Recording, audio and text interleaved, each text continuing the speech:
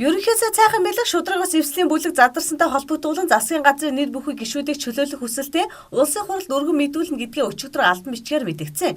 Ардчилсан намын дарга инх болд улсын хурал дахь ардчилсан намын бүлгийн дарга Гарамгаабатар, намын ерөнхий нарийн бичгийн дарга Эрхэнбаяр нарт хаягдсан энэхүү албан бичгийг Чадар сайд Оюнбаатар, Барилга хот байгуулалтын сайд Баянсэлэнг, Батлан хамгаалах яамны сайд Цолмон нарыг албан үүргээс нь чөлөөлөх шийдвэр гаргаж байгаагаа дурджээ. Харин Монголын үндэсний ардчилсан намын хувьд эрх сонгуульд их баригч намыг дэмжиж оролцсон гэдгийг илэрхийлж ардчилсан намд гишүүнээр илсэн тул Бац зэрэг сайдын суудал хөдлөхгүй юм а.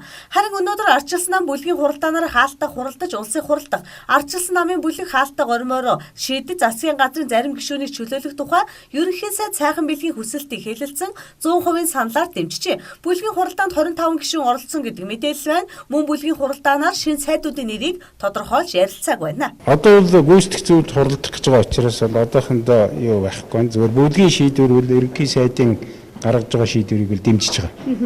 Тэгэхээр ардчилсан нам одоо нөгөө сонгуулиар олохын санал хүчээс хүрээгүй учраас одоо энэ томилгоо хийх боломжгүй гэдэг асуултыг тавиад байж зарим гишүүд. Хаанаас тийм юу тавьж байгаа?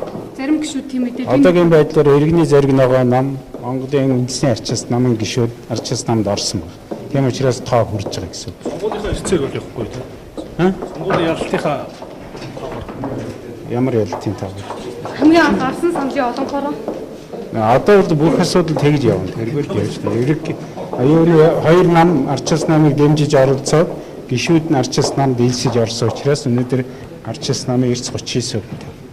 Улсын хурлын нэгдсэн чуулган 6 дугаар сарын 1 хүртэл ажиллах үндсэн чиг үүрэгтэй байгаа. Завсарлахаас өмнө засгийн газрын бүтц дахин өөрчлөлт оруулах асуудлыг хэлэлцэх тодорхойллоо. Өнгөрсөн 7 хоногт эрүүл мэндийн спортын сайдыг ардчилсан нам дотроосоо томилсон. Уг нь засгийн газрын хэрэглэх газрын дарга Баярцаг шударгаас эвслийн бүлэг задарсан хэдий ч энэ бүтцээрээ дараагийн парламент хүртэх ажиллах нь эргэцийн хувьд боломжтой гэсэн тайлбарыг хийж байсан.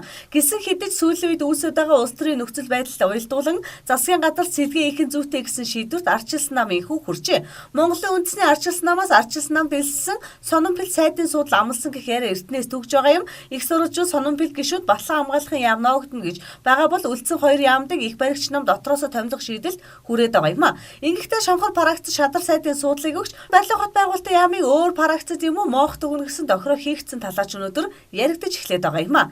Өдрийн тойлд уян мэдээллээ.